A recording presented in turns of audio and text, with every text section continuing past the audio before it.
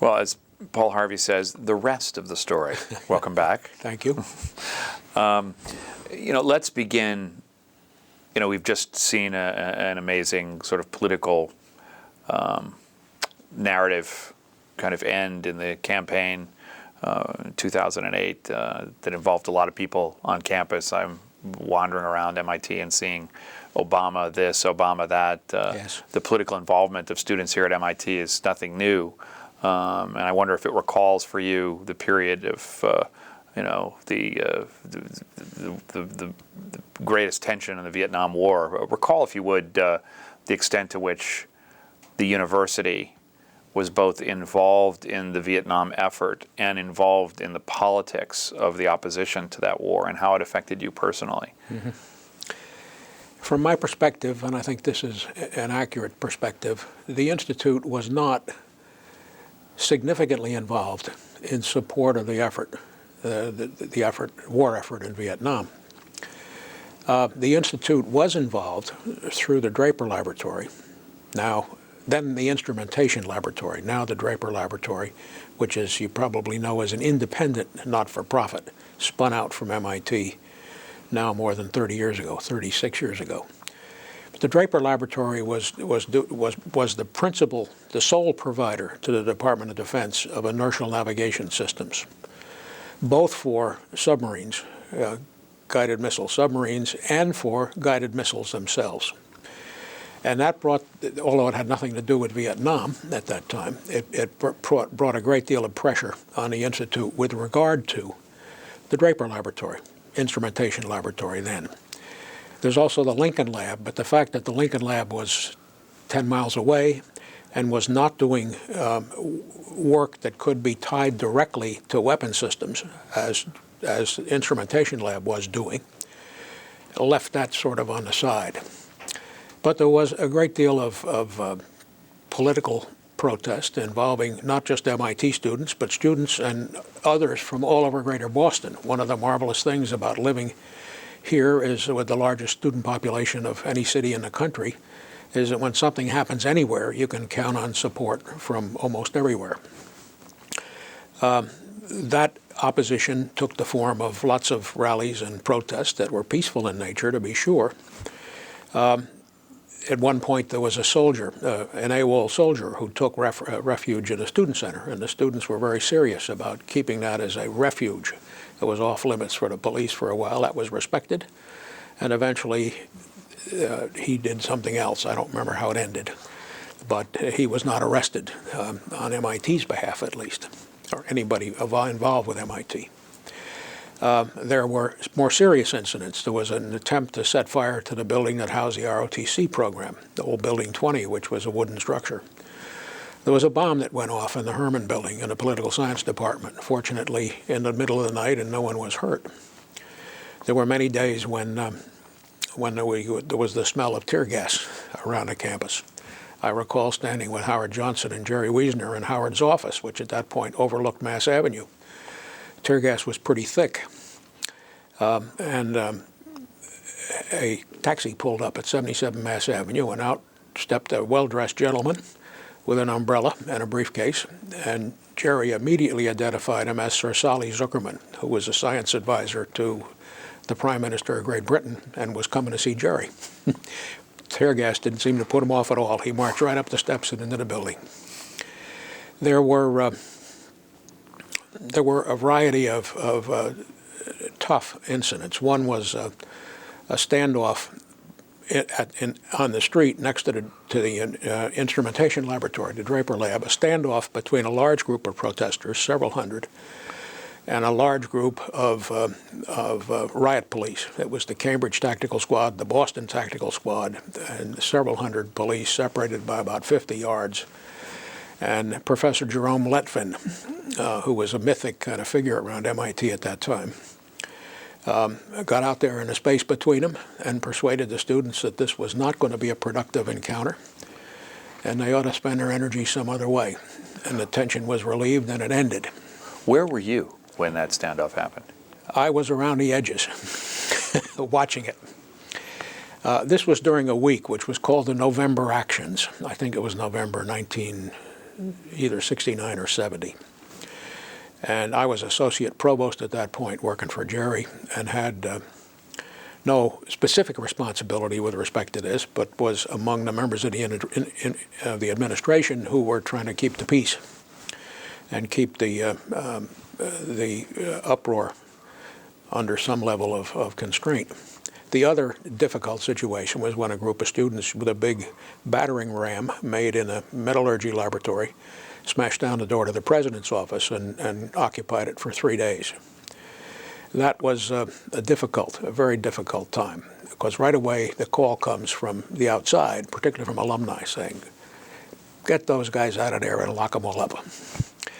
And Howard Johnson, president at the time, was determined not to remake the mistake which Harvard had made 2 years earlier, when Nathan Pusey, then president at Harvard, had called a riot squad to empty University Hall of a very large number of occupiers. The police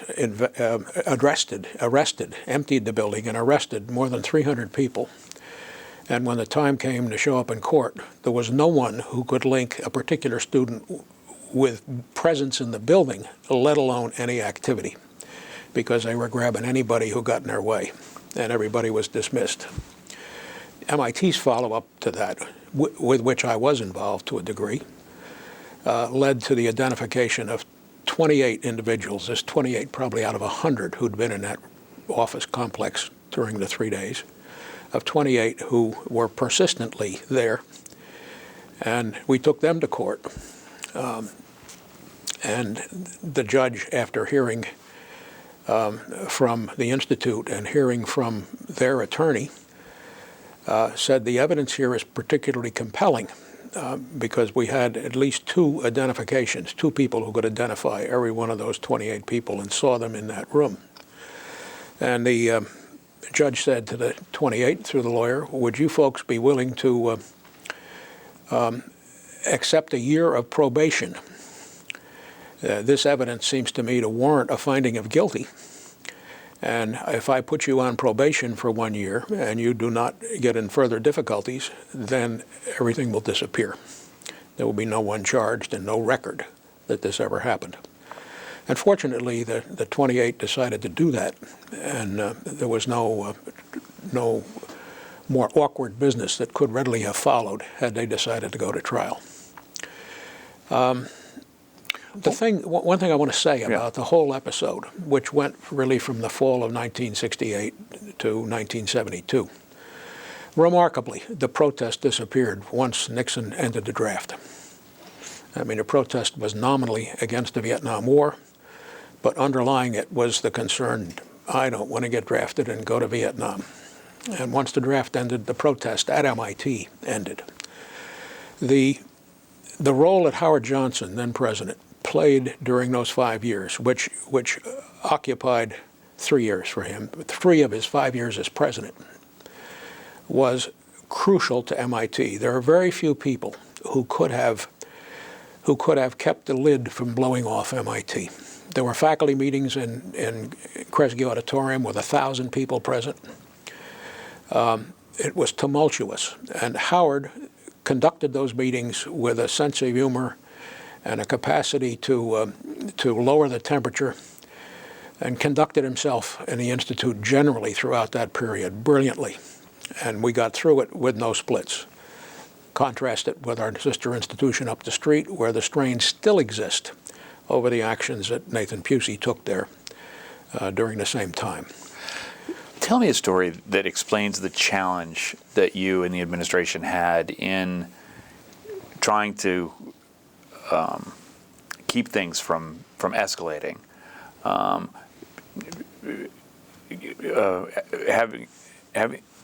not being dismissive of the students' concerns, but not encouraging them to the point where just there's chaos.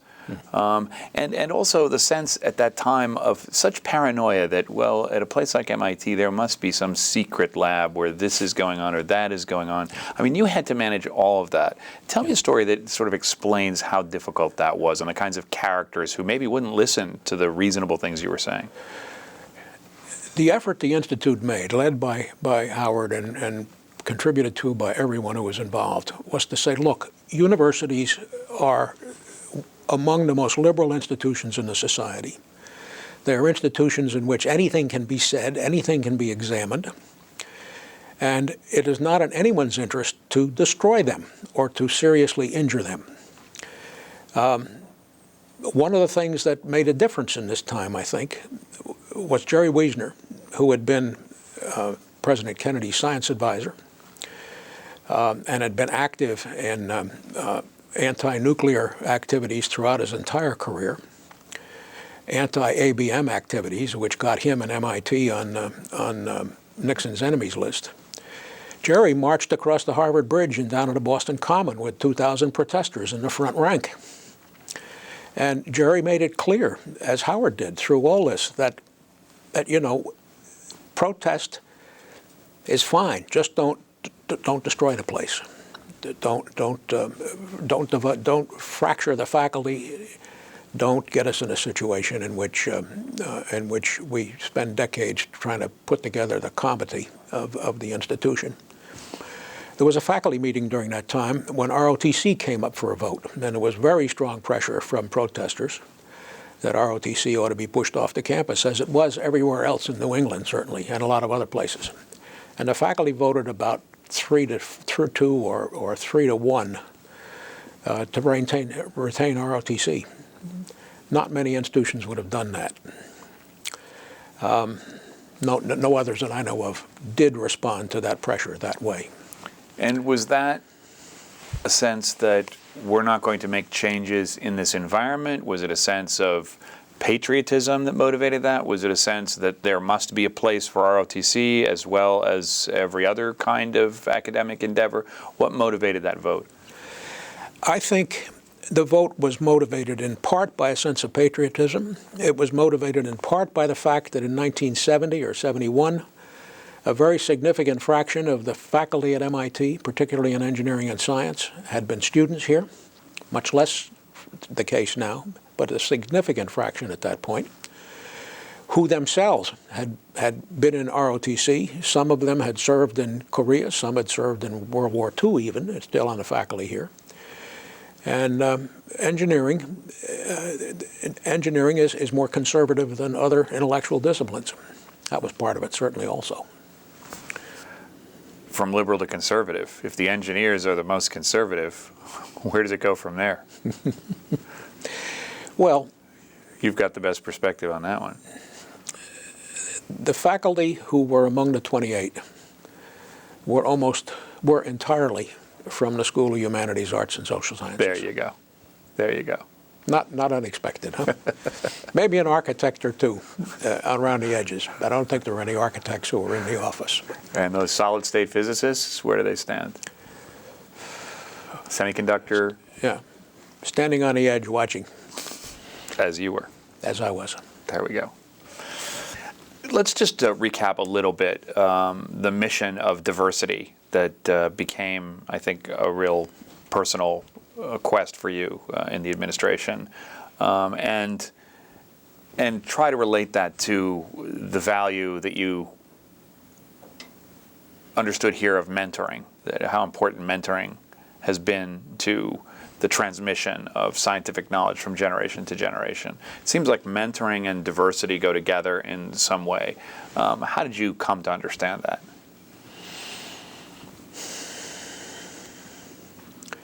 Well, there certainly were faculty members, older faculty members, who were enormously important to me in my faculty career here, early faculty career, as mentors. And even before I was a faculty member, I may have mentioned earlier Thomas F. Jones, who subsequently was president of the University of South Carolina. Another was Professor Richard Brooks Adler, professor of electrical engineering, and one I was very close to because we worked hand in hand on the production of those 7 books on semiconductor electronics. Dick had the talent of asking just the right question, and if you fudged the answer, he kept persisting. I asked him one time, "How did you learn this?" He said, "I grew up in a household with a tradition of Talmudic disputation," and it carried over into his whole life. So mentors, those two in particular, were to me crucial. I think that part of the difficulty in changing the demographics of MIT was that when we began that change, the first year we brought 44 African-American kids to the campus as freshmen, or the first time we began to have large numbers of women in the student body, large meaning 5 or 10% in the 60s. There were precious few people who looked like those folks and to whom they could turn for mentorship.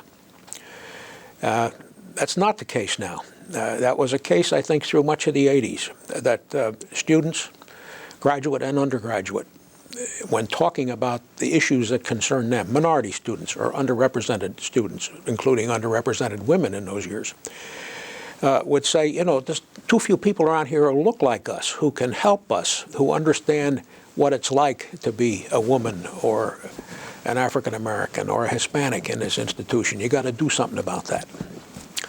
And that put a lot of pressure on faculty recruitment and staff recruitment. We did reasonably well in staff recruitment, but not well at all in faculty recruitment. We're doing better now, but it's nothing to write home about.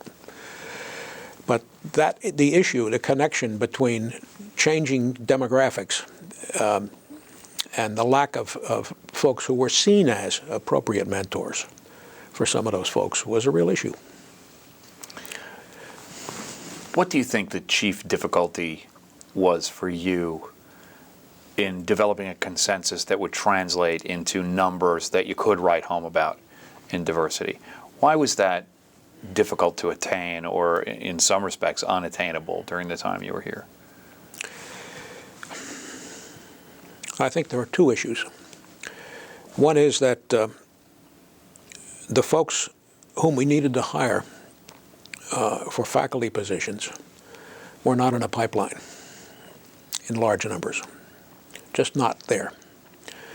Faculty appointment here requires a PhD or equivalent degree. It requires some postdoc experience at that kind of level, and you couldn't find people. You really could not. Intensive searches.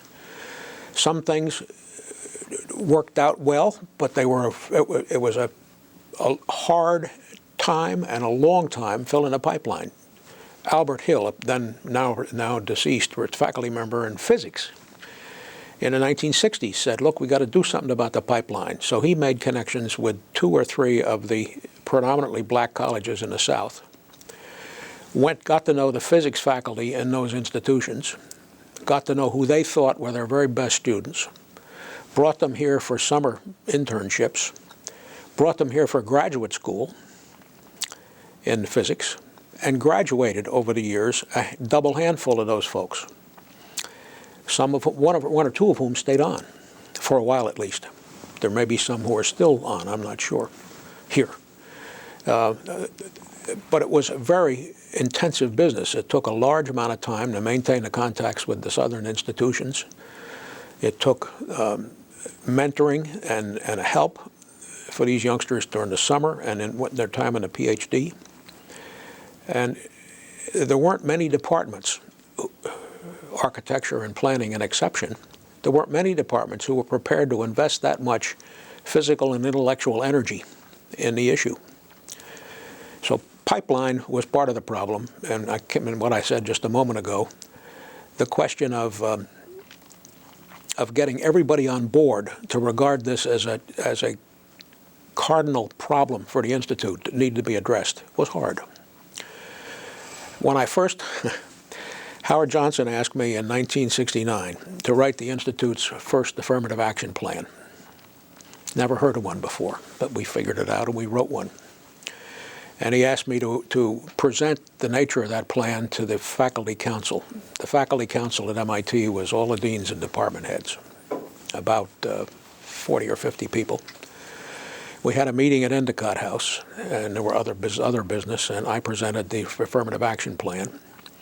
In my naivete at the time, I said, now our objective ought to be within the first 2 years to have 1 African-American faculty member in each department and 2 in each of the large departments. Well, after 2 years, we may have had 6 or 10, somewhere between 6 and 10 for the whole Bloomin' Institute. But when I made that presentation, a department head stood up and said, "Would it help if I put on blackface?" Yes. Absolutely true statement. Shocked a lot of people in the room, including me. But it took a while to bring around what was then 27 or 28 departments to the recognition that this was a serious issue. The Institute was serious about it. And you had to work at this, or you weren't going to hold your job if you were in a leadership position for very long. And that message took a long time to get delivered. Yes. Now, this sort of blackface joke, I mean, I suppose there's a sort of racist component in there, but as well, there's just an issue that nobody really saw the significance of this right away. Yeah. Yes. I think that's right. That was it's kind of a why are we bothering with this, for heaven's sake? Yeah. Why are we doing this business? We got other things that are more important. I think that was very much a part of it. And getting people to understand the importance was really the aircraft carrier you had to turn. Mm-hmm. Mm-hmm. And that was the slow-moving part. That's right. That frustrated the solid-state electronic scientist the most. Now, you see, the other thing that made a difference here between undergraduate and graduate in this task of filling up the pipeline is that at the undergraduate level, admissions is controlled by the administration. There is an admissions office.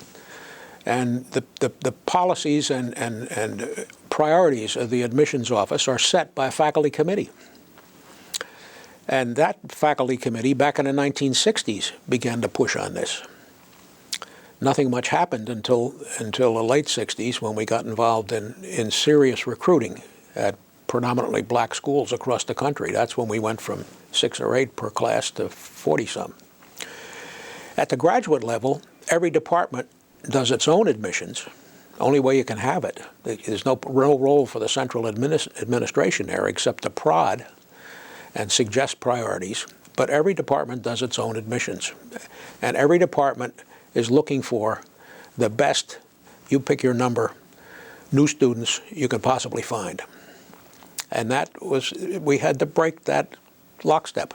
We had to say, look, there have to be other considerations here. You got to look for people who have potential, who have talent, who can hack it, but are not like ones we've had here before. And that's part of the pipeline problem. You know, after 10 years at this, we were turning out of MIT undergraduate, at the undergraduate level, 40 to 50, now much larger numbers, of underrepresented minority kids, Hispanics, Native Americans, and African Americans.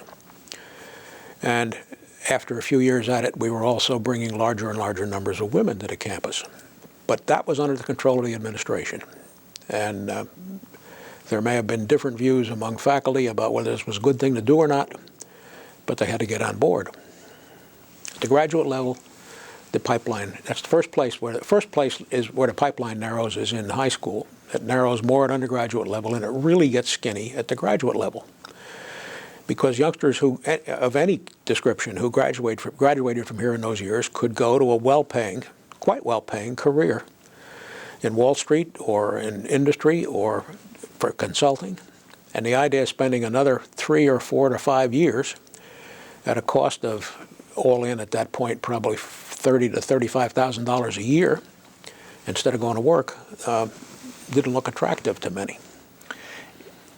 Given that since 2000 there's been an internet bubble burst, you've had a sort of a financial bubble burst which affects lots of mathematicians and computer scientists who went off to Wall Street, let alone the business school people who went off, a bit of a manufacturing bubble.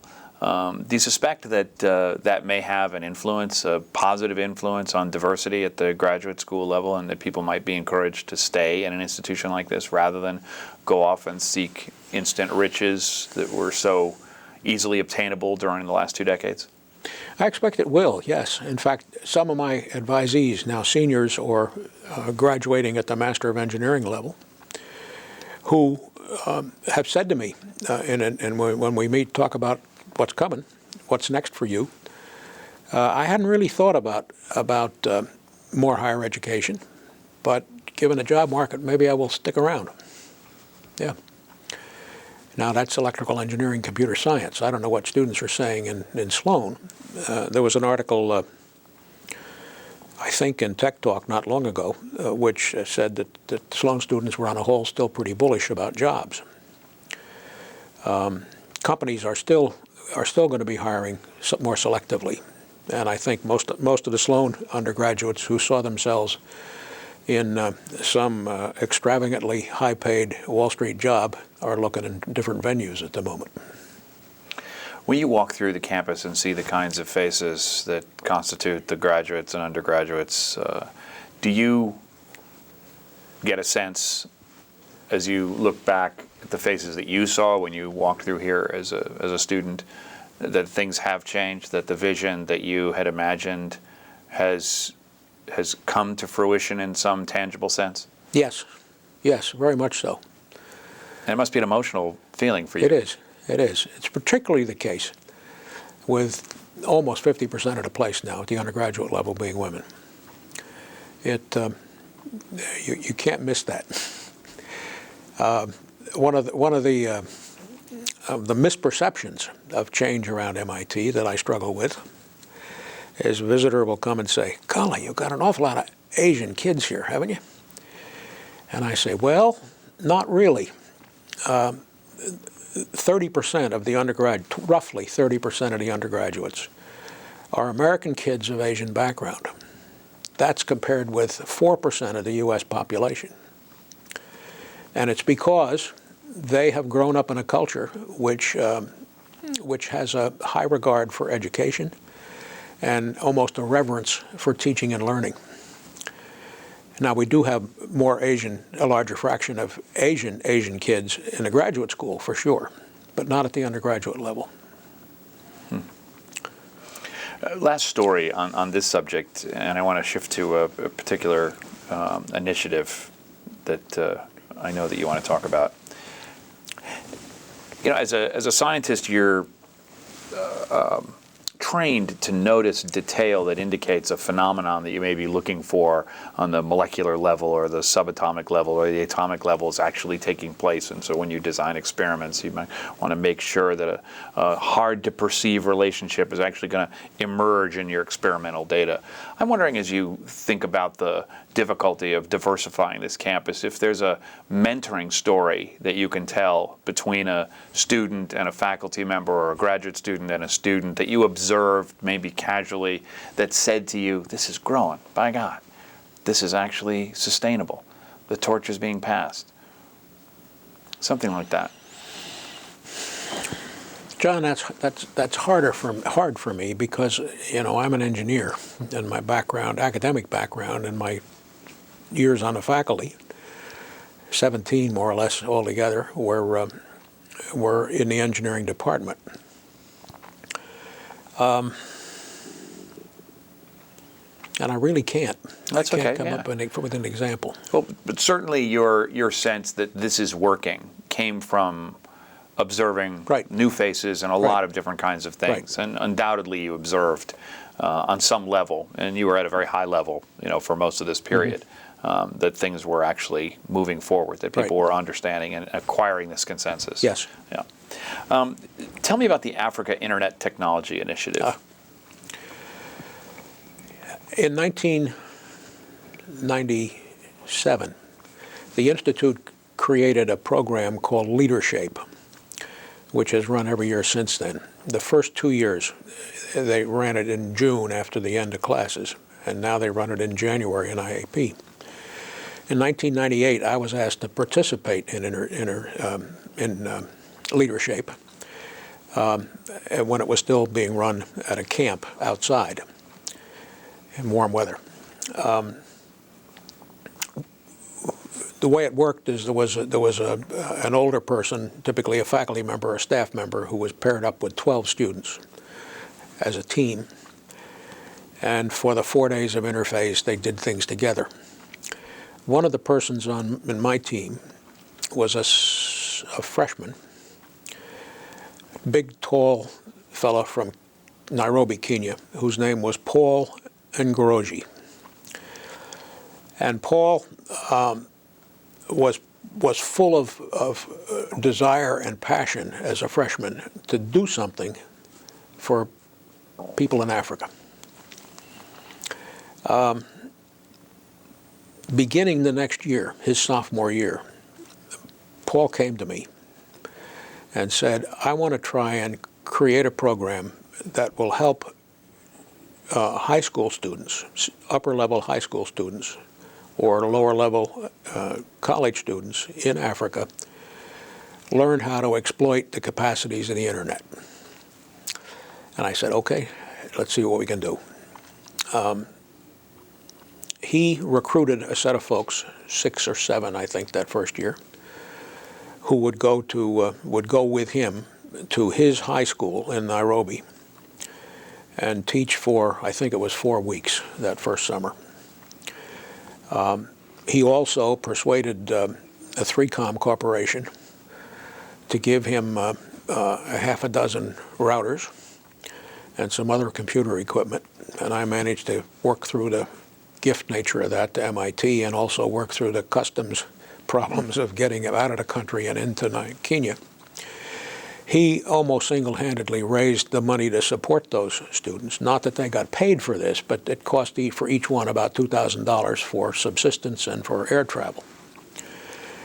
And it was a splendid success. We got wonderful letters back from the principal of the school, and there was much cried, let's expand this. Paul continued to run the program for another 2 or 3 years, I guess until he graduated here. And he won a Rhodes Scholarship, in large part, I think, because of the AITI program that he personally had created. Went off to Oxford. My wife and I visited him while he was at Oxford studying economics, and he's now back here just about to finish up a PhD in electrical engineering computer science.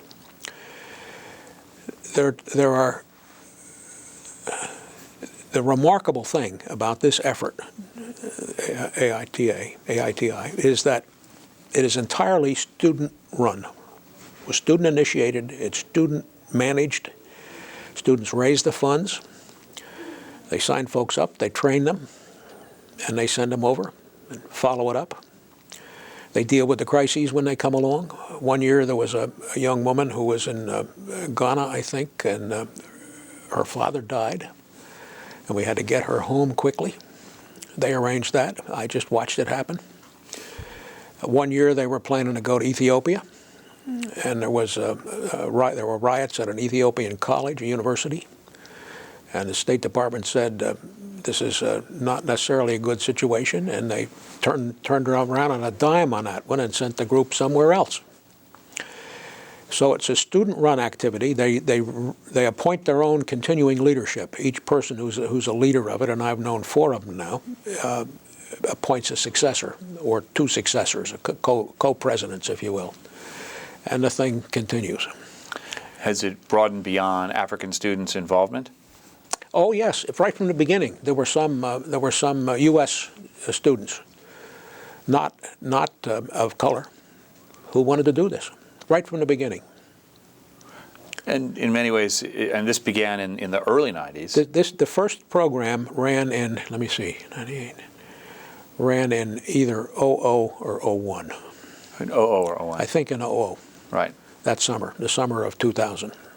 So really a precursor for a lot of the global initiatives in Africa that involve healthcare and technology and education that huge philanthropists have engaged. This one very much an initiative of students, as successful as some of those. Very much so. Oh, that's great. It has, I think, changed the lives of a great many youngsters who had no idea what life in Africa was like until they went in this program. The greatest number they sent off, I think at one time, they got up to 3 teams going. And they've been to places beyond Kenya, like Ghana and Rwanda. And they took 1 year off. They took last year off because they said, we want to rethink how this program works. The internet stuff is now more widely understood, not only because of what we've done, but just because the world changes. And what are we going to do next? I haven't been as closely connected to it in the last year as I was for a while. When Paul and the first two successors of his were the leaders of this group, we spent a lot of time together talking about fundraising strategy and about training of the people who are going to go. But there's been less of that recently. The group has been more. In fact, I couldn't tell you now who the leader is. I know there is one, but I can't come up with a name. But alive and well. Yep. Everything alive and well. How would we describe the way students and faculty viewed you and your wife here? Were you a power couple on the MIT campus, or more of a kind of mom and pop counselor to the whole organization? I think more of the latter. More of the latter. And when I say that, I mean in the time frame when I was chancellor or president or chairman. In the time after all that, the 10 years from 97, when I ceased being chairman, to 07, when I retired, not that it's changed very much, I was just another gray-haired old guy. I mean, I'd teach a class for a whole semester, and most of the students in that class had no idea that I'd had any administrative role here. What was the role of your wife in all of those years? Well, both during my time as chancellor and during my time as president and again as chairman, she was an absolutely crucial part of the support system for me. I mean, one of the things about these jobs, particularly the presidency, is you find. Let me back up and say, when I came into the president's office, I'd worked as his deputy to Jerry Wisner for 9 years. And I said to myself, Gray, you know what this job is like. This ought not be something new. And I learned very quickly that it was new. And the thing that was most new about it all was all of a sudden you had no one else you could turn to have a conversation about some issue that you needed to talk out and have some advice about. Now, you had trustees, to be sure, members of the executive committee, but they weren't on the ground.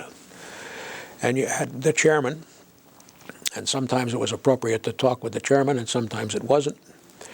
But there was a kind of loneliness in that sense with the job, which I had in no way anticipated, in spite of my 9 years, or actually more than that, of working for Jerry, first as his associate and then as his chancellor. Priscilla was one of the persons I could talk with about anything. She was leak-proof, and she also provided a set of eyes and ears that I didn't have. And interestingly, people would grouse to her, or people would tell her things that they wouldn't tell me. And the word would get around it. There's this problem you need to think about. Such as? Concern that, let me pick a good one.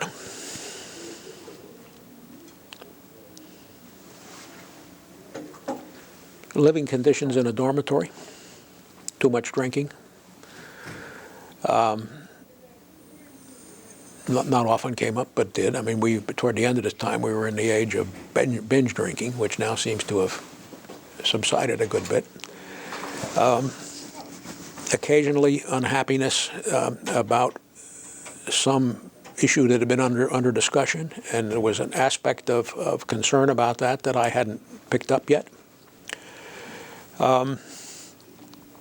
She also, throughout this time, managed entirely everything that happened at the president's house. Everything.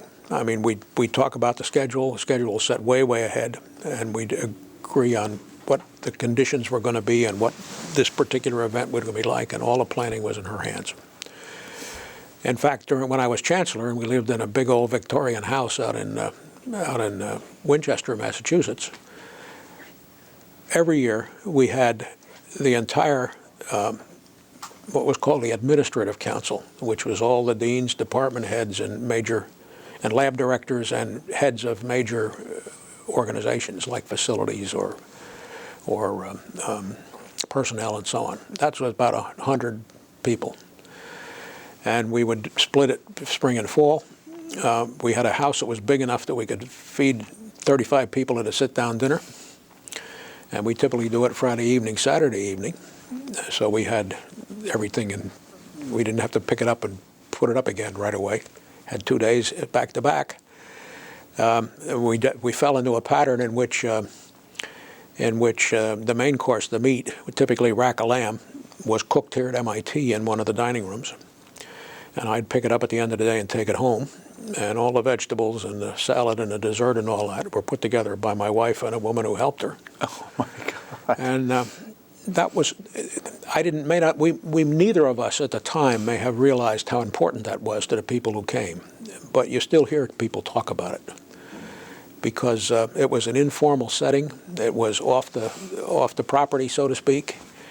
And it brought people together in a way that there weren't many opportunities to bring them together. So it was having dinner at Uncle Paul's and Aunt Priscilla's house. One of those times we took the rack of lamb home. The kitchen crew had forgot to cut the chops. You know, normally they'd cut between each chop. Right. So you just could pick out the chop and put it on a plate. This time they forgot to cut that bone. And we didn't discover this until it was time to serve. So you have to go into the garage and get the axe. We tried. I did everything except get out the chainsaw. And finally we realized we were not going to cut this bone. So with the help of one of the guests, who was dean of students at that time, we managed to carve the meat off the bone and serve it up that way. It delayed dinner somewhat. More Greek style, I guess. Yeah. But I can't imagine doing the job without her involvement. It was that kind of relationship. What would she push you on that maybe you weren't dealing with as aggressively as she wanted? Do you recall any initiatives that she had a real impact on, aside from the smaller ones you mentioned? Well, she pushed me hard in the 80s on taking on a renewal of the Student Center. The Student Center, in its present configuration, which is the result of a major internal restructuring in the 80s, is still a somewhat off-putting building. I mean, it looks like a fortress from the outside. But the inside had at the entry level, had no open space. So you had to know where you were going. There was no place for people to hang out. And she pushed me to get going on a redo of that. And then she served on the what did they call it? The advisory committee to the architects. The client committee, which had mostly students and people involved with student life on it. She served on it, and that change didn't remove all the problems, but it created open space in the entry level, and it created better circulation within the building by putting that big open staircase in the center. Made a real difference.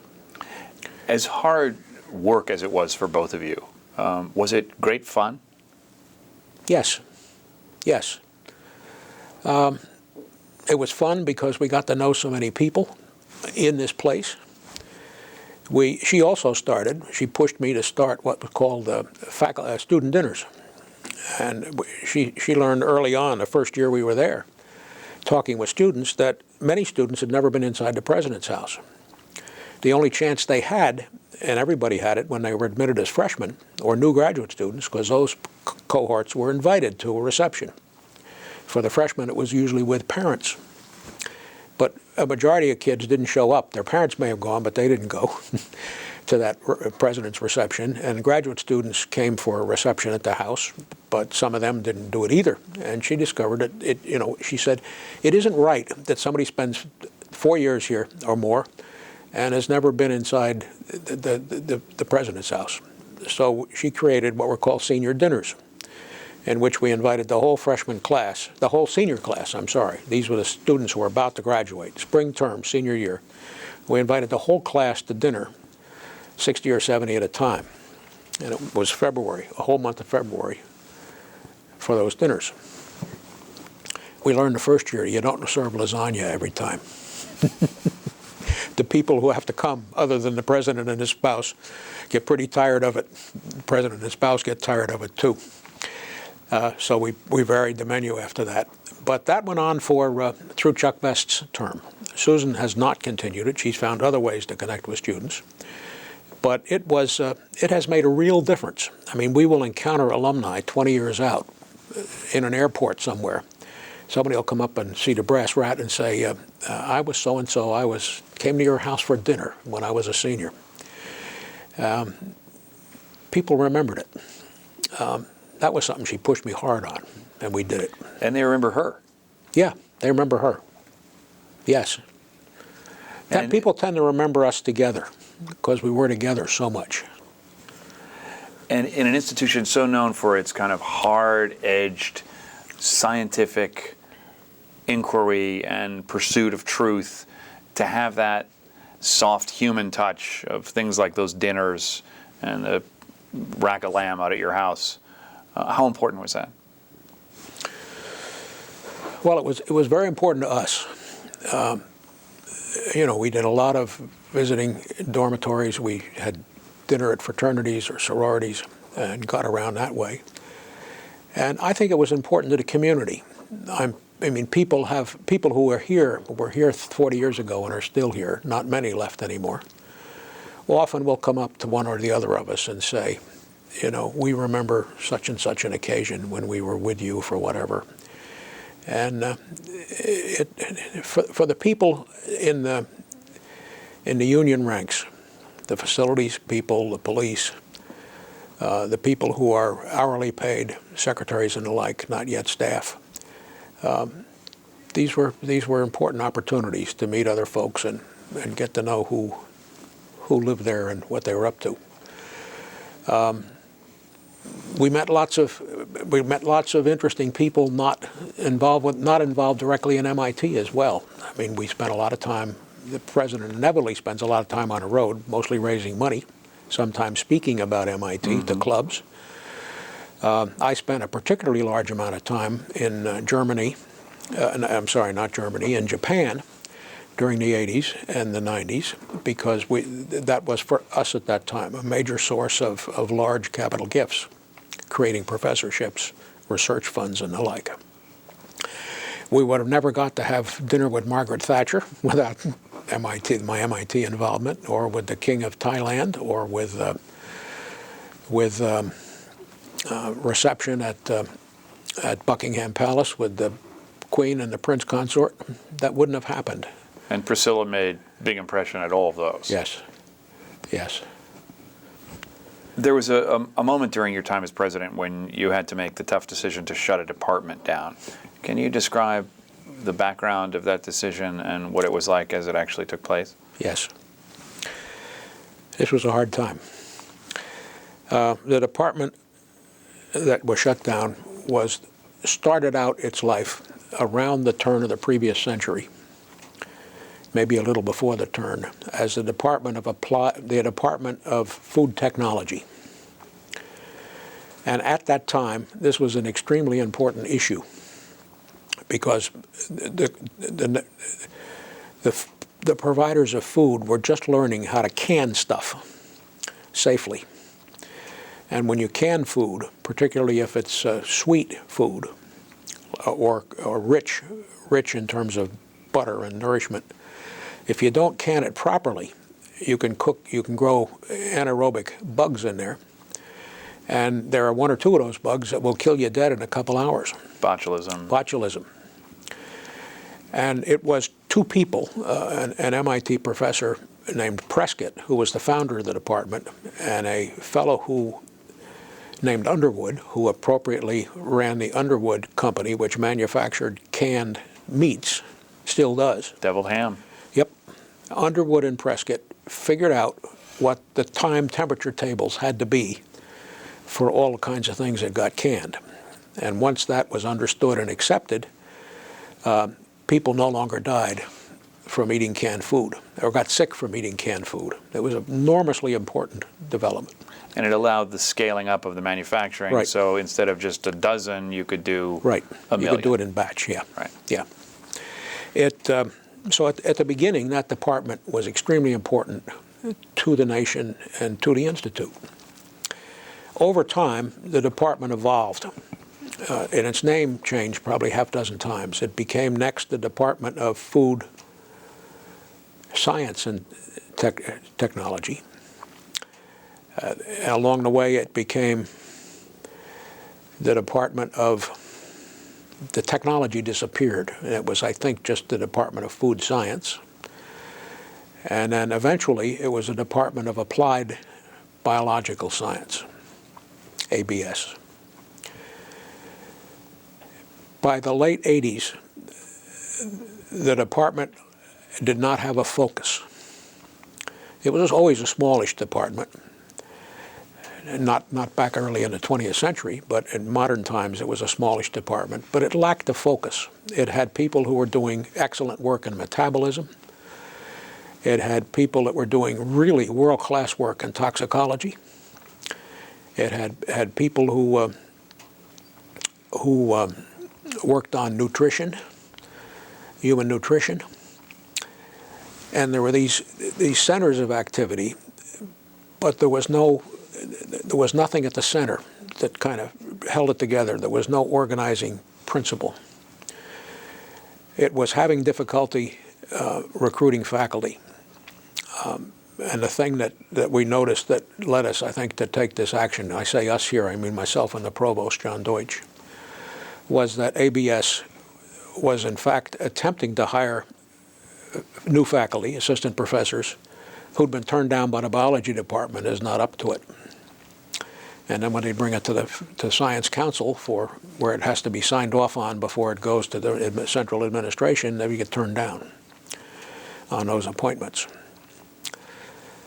So we reached the decision that it was time to shut it down as a full academic department. Now, there are some decisions in life and some decisions in academe which you cannot consult widely about before you take them.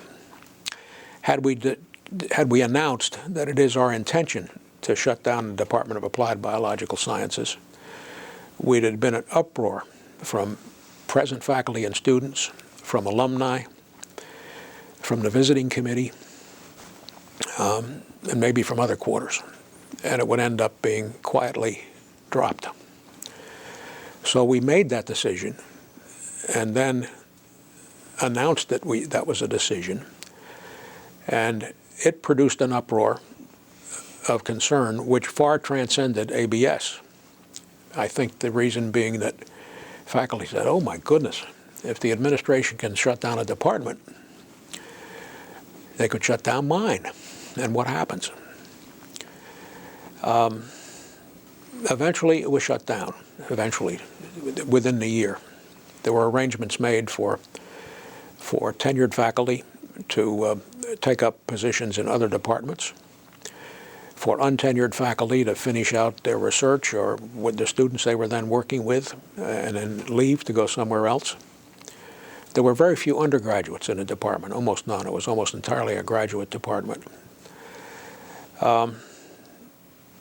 One of the things that happened was a faculty committee was formed to set a set of rules about terminating a department. And those rules have been shown to work.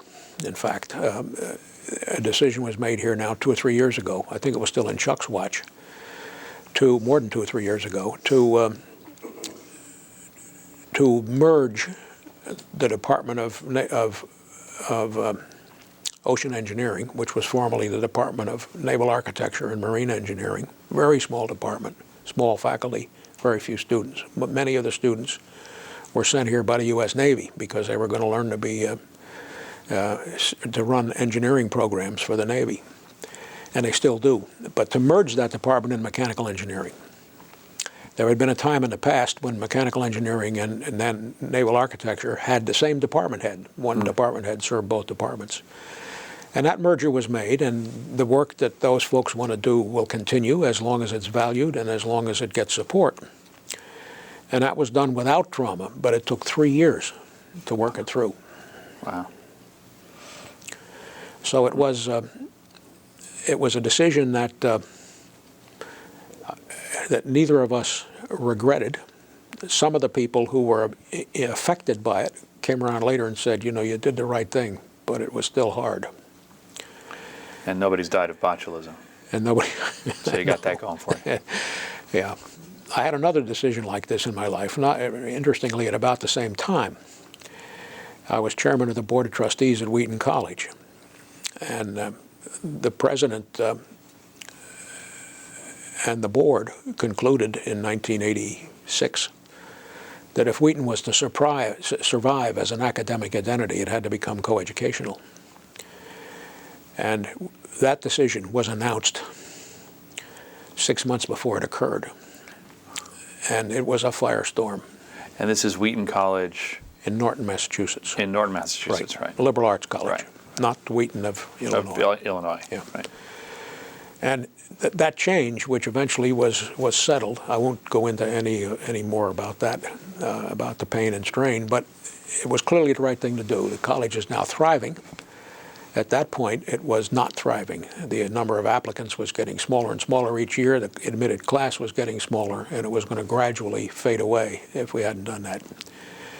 And it may have been that experience that made me bold enough to say, well, we're going to have to do this one the same way. We're going to have to announce our intention and take the flak. But it was a very tough time. So by the time, I mean, if we take the time span from 1969 till the period of all of these decisions, you were pretty good at firestorms. Yeah. You got pretty good at them. Yeah. You and Priscilla. Yes. Finally. She was a Wheaton alumna, by the way. Really? And wasn't at all sure at first that this was a good thing to do.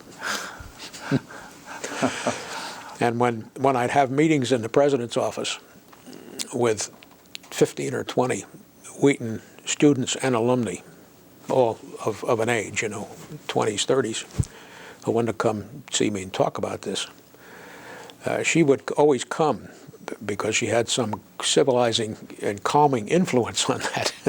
I mean, I got shouted at in vigorous terms by a lot of people through that interval at Wheaton. Never happened at MIT during that interval, the interval of shutting the department, but it did happen at Wheaton College.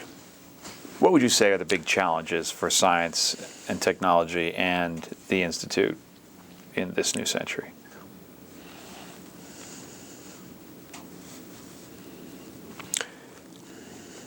Well, I'd identify two things. One is the growing universe of institutions, educational institutions, with which we compete. And I use as an example the American Association of Universities, which is the principal research institutions in the country. It was founded in 1900, and in 1900 there were 12 founding members. They were all the ones you'd think of. MIT was not one of them, but it was Harvard and Dartmouth and Yale and Princeton and Cornell, all the Ivies plus Michigan, and who else? I don't know, there were several others not among the Ivies, 12 in all. And this was an organization that was intended to promote intercourse among these institutions and to promote in Washington, it was a lobbying institution, the welfare of these institutions.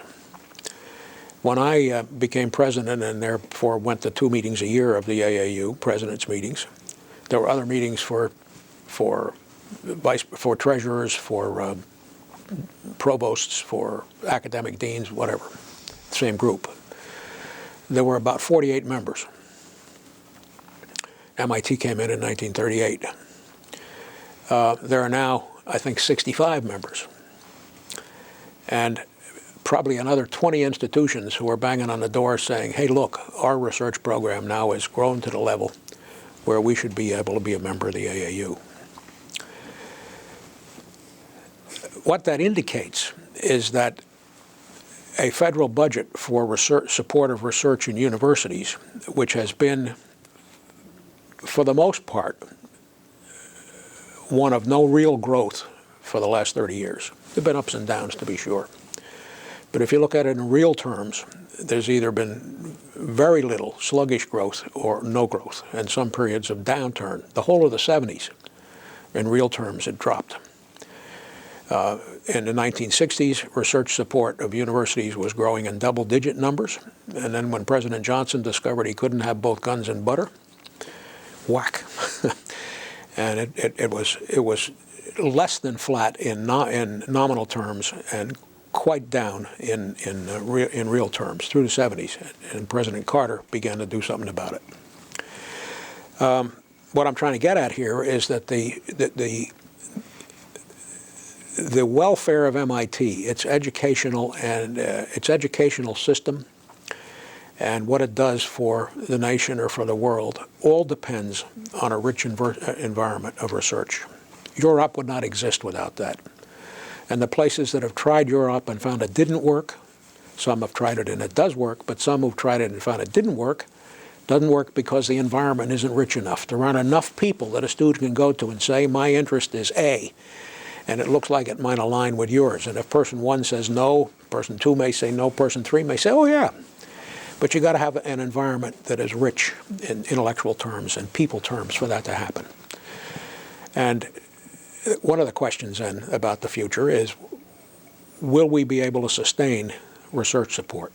Now, it looked pretty grim a couple of years ago because, as you're well aware, the federal budget has a very small piece that's discretionary when you do all the entitlements in the Department of Defense and everything else. And for many people in Washington, university research is something like what makes the grass grow green, and why are we supporting that in the first place? Well, President Obama has a different view. And he, even in his inaugural speech, referred to putting science in its proper place and building on the technology that comes out of it. So there's a reason to be more hopeful now. But one thing I know has been a concern throughout President Hockfield's tenure here, is what about research support? How are we going to make out in the future in that domain?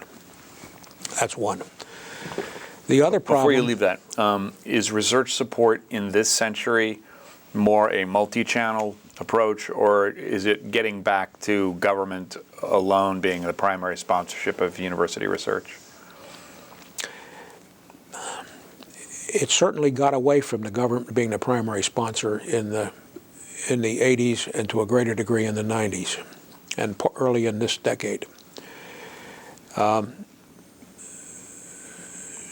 There were a great many MIT name your industry partnerships which provided relatively unconstrained research support. And that still continues, but my hunch is that it's going to be harder to maintain that in the present climate as companies are laying off people and cutting back production and so on. So it will be less of a factor, I think, in the near term. The other problem is the educational pipeline. When I went to college, to high school, and probably when you went to high school, if you were going to college, you took math for 4 years and you took a science for 4 years. You had 4 years of math and science. And that made possible, when you got to college, if you did the right thing there, necessary thing there, it made possible not only careers in science or engineering, but careers in medicine or dentistry. And what else? Anything that depends at all on understanding mathematics beyond arithmetic, or that depends on having some knowledge about how the world works, how things work. At the present time, fewer than 30% of American high school graduates have had 4 years of math and 4 years of science. They typically are required to take 2 years of math and 2 years of science, but after that it's optional. And so if they take that option and drop out, only a quarter of the kids coming out with high school diplomas have a kind of background that would get them into MIT or Caltech or any career, any college offering which produces a career that depends on math and science. And that has been getting worse. That trend started in the 1960s. I mean, Sputnik produced this great upsurge of interest, I said the other time we talked, in science and mathematics. And there were scholarships and fellowships. There was an and a great improvement in in science and math education in the schools. If you look at the kids who came to MIT in the middle 60s, they were, in my view, the best prepared cohort we ever had because they benefited from the terror which Sputnik produced in the government. In the 60s, they were the most prepared.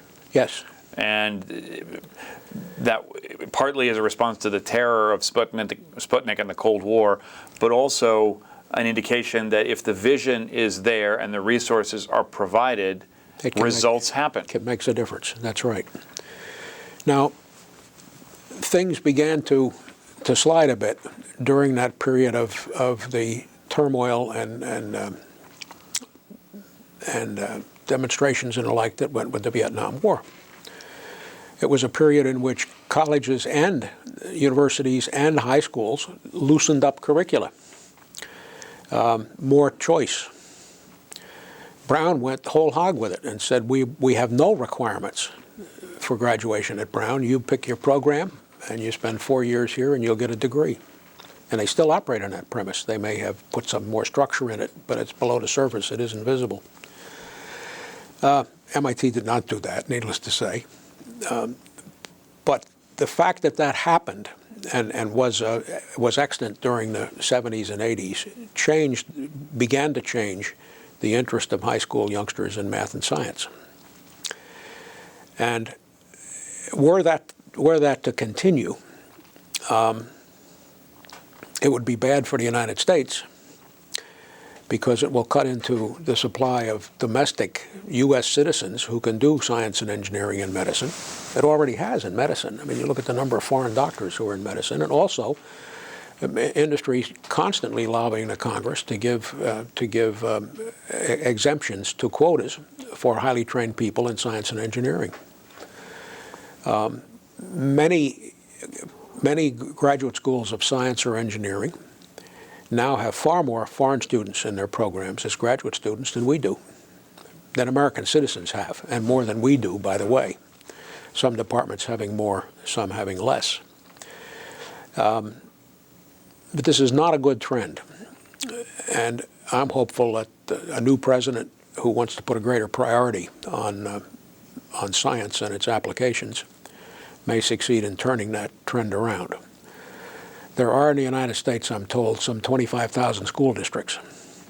And it's not going to change unless those 25,000 school districts somehow get pointed in the same direction. And how you make that happen and still maintain the prerogative of local control is a question which somehow got answered in the 1950s, early 60s. But is it possible to develop an answer for that now in the second decade of the 21st century? Well, from the perspective of a former MIT president, let's stipulate for the moment that you can't go back to Sputnik and you can't envision an event which suddenly turns people in one direction, nor would you necessarily want to emphasize math and science over other disciplines. Understanding that we've come this way from the Sputnik era, what is the argument that will change the educational establishment so that we are producing literate, fluent, scientifically aware, mathematically proficient students that will help us in this century? I don't know how to make that argument. I mean, the fact is that when you survey parents about their impressions of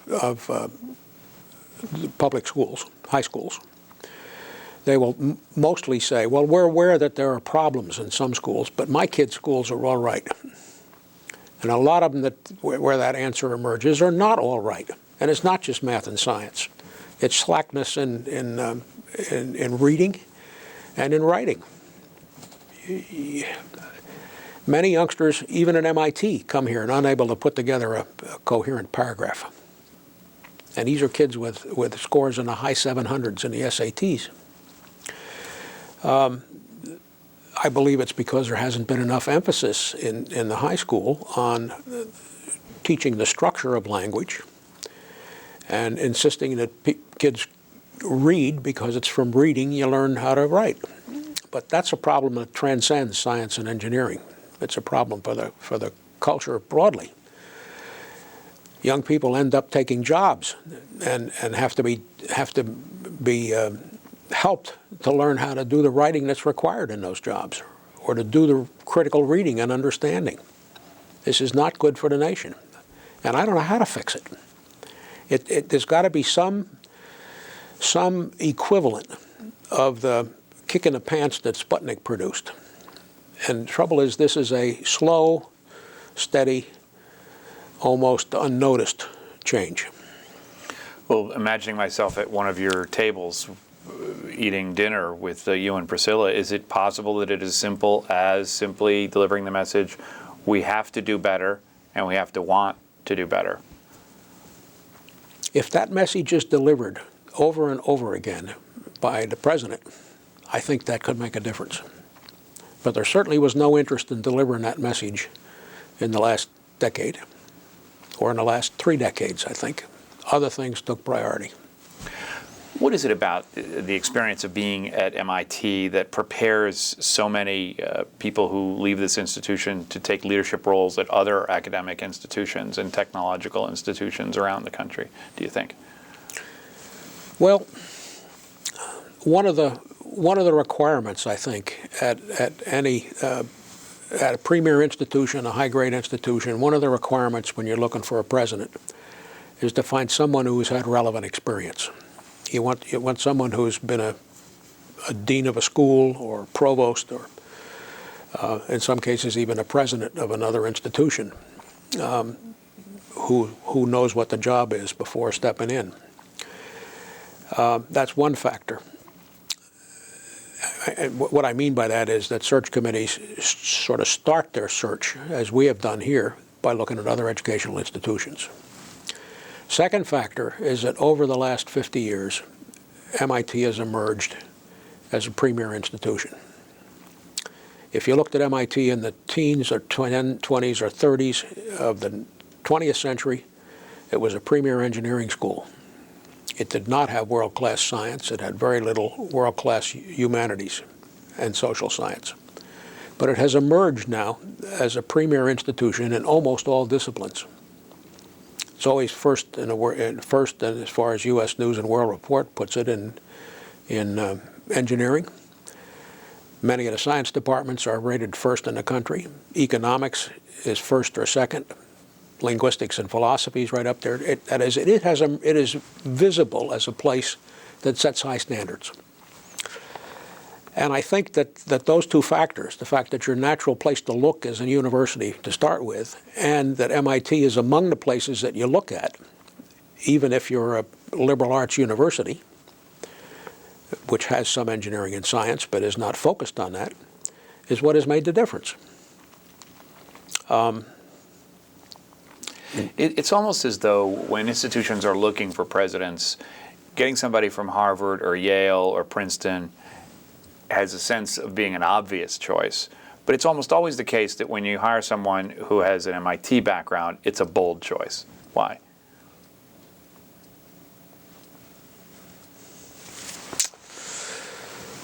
I'm not sure I'd agree that it's a bold choice. I mean, there was an MIT alumnus who was president of the University of Southern California, may still be president of the University of Southern California, been there a long time and has a distinguished record there. Was that regarded as bold at the time? I don't know. I have no idea. I don't think it was regarded as bold when Larry went to Tufts. Larry Bacow went to Tufts, in part because Larry was a city planner, an economist, really, and that may not have seemed out of line. Was it bold when a world-class physicist went off to head the University of Toronto and then later Berkeley? I don't think so. I think that was just accepted. He had been Dean of Science here. Shirley Jackson at RPI, that was a natural. I mean, she had government experience, great government experience, and academic experience, and also had the kind of vision for an institution that they were looking for. Describe your role in at least observing the decision by President Sharp to take and then not take the job at a very particularly interesting moment in his career. Mm-hmm.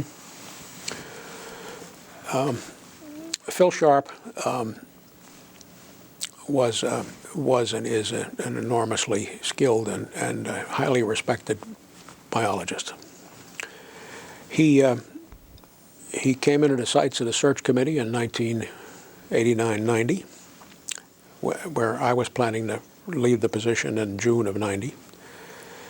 And in February, they converged on Phil, and the committee told me that this is what was coming, and they said, we want you to invite Phil and have him for dinner and talk about the job, whatever he wants to ask, show him up at the president's house, do whatever you wish. We did that. I think Priscilla and I had made 2 meetings with Phil and his wife.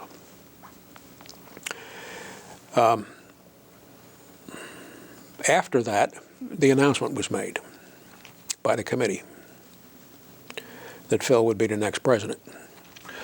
Before we get into the announcement, the fact that he was from the life sciences, yeah. How meaningful was that in terms of taking the leadership position at this institution? Oh, I think that was perfectly normal. Perfectly normal, yeah. You know, Howard Johnson was a social scientist. Jim Killian was not a scientist or an engineer. He was a manager. But they were all of MIT, and that's what made the difference, I think. The next week after that announcement, there was a meeting at the Beckman Center in Irvine, California, of the councils of the National Academy of Engineering and the National Academy of Science. Those 2 groups always met together for the February meetings of the council and had some joint meetings in the course of it. And of course, we were all in the same building and all staying in the same hotel. Each council has order of magnitude 12 or 15 people on it. And I was at that point a member of the Engineering Council. And Phil was there as a member of the National Academy of Sciences Council. And all of his colleagues on that council were most of them were distinguished scientists, some of them in biology, some in other fields. And it was clear to me that week that everybody there knew that the decision had been announced. They knew what the intention was. And most of them were saying to Phil, loudly and clearly, you got to be out of your mind. You're throwing away a fantastic scientific career to become an administrator. That was part of it, I'm sure, and I saw it playing out. I saw it playing out. I think another part of it was, once the announcement was made, Phil and maybe his wife had not expected the media to descend on them in such a way. Now, by going out to the meeting at the Beckman Center, he got away from that for a little bit. But I think that he was a little shocked by that. I've never talked with Phil about this. I'm just telling you what my wife and I think. She was not at the Beckman Center, but she saw it back here. Think what happened here. But Phil, the week after we came back from California, called the executive officer of the search committee, Walter Milne, and called Carl Mueller, who was the chair of the search committee, and said, I've changed my mind. I'm not going to do it. And that was a big jolt. I remember full well the call I got from Walter Milne soon after he'd heard from Phil producing this news. The search committee, of course, had cleared the decks up to the time they made the decision for meetings. They then had to reconvene and try to clear the decks for the next months ahead. They didn't know how long. This was in February.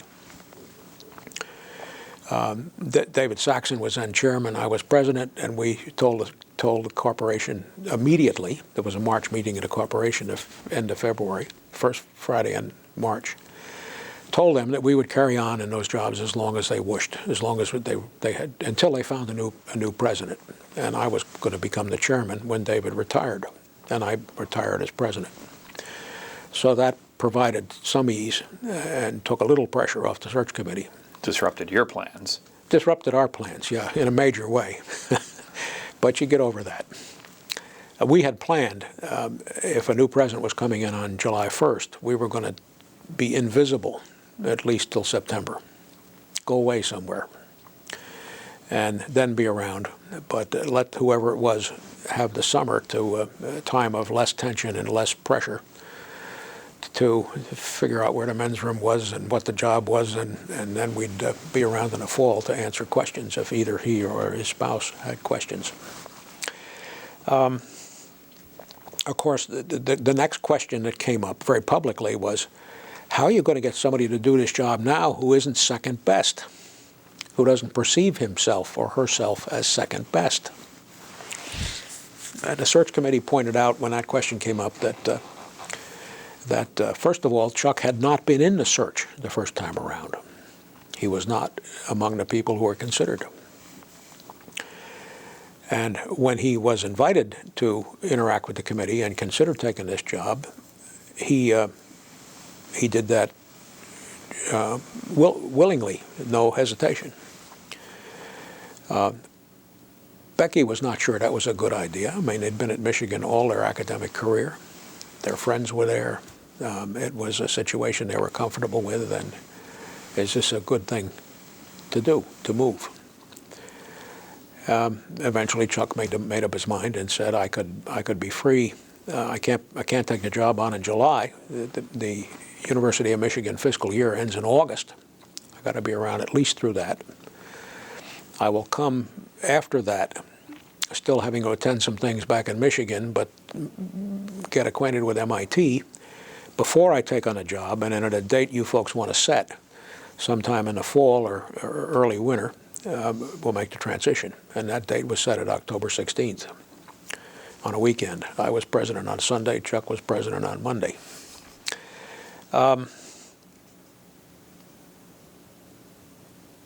When we had the press conference, of course, and introduced the new president to the press, and the first question out of anyone's mouth was to Charles Vest, saying, how do you deal with the sense of being second best? And Chuck had obviously thought about that one. I haven't got his whole phrasing, but he said, in effect, "I am proud to be associated with an institution that has faculty members of the caliber of Phil Sharp." And that was the end. I don't think the question got asked again. No.